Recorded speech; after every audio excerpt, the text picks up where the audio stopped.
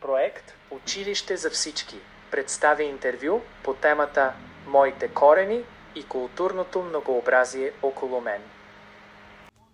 Здравейте, аз съм Ани и днес с моята майка ще ви разкажем за ромските сватби, традиции и семейни ценности. Мамо, първи въпрос е: как изглеждат ромските сватби? Добър ден на всички! Ромските сватби са най-големите и пишни сватби. Обикновено присъстват много гости, има красива украса, музика, танци, богата трапеза. Втори въпрос: какви обичаи се използват? Спазват се обичаи като искане на ръката на булката, годеж, благословие от родителите, извеждане на булката, размяна на подаръци и празнуване с приятели и роднини.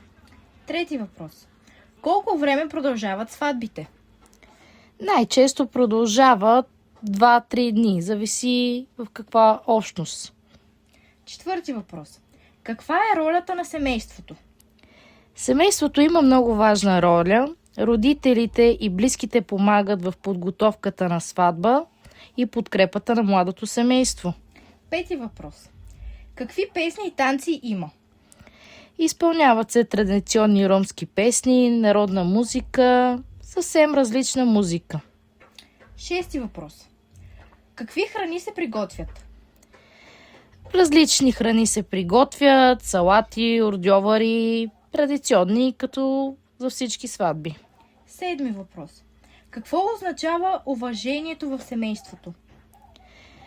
Уважението в семейството означава да уважаваш родителите, по-възрастните, да си помагат с любов, грижа помежду им и членовете на семейството. Осми въпрос: какви ценности са най-важни?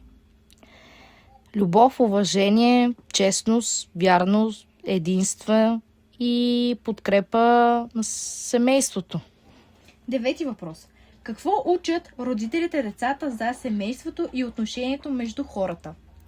Учат ги да уважават другите, да им помагат на близките си, да бъдат честни, трудолюбиви и да спазват семейните традиции. Десети въпрос: какво прави едно семейство?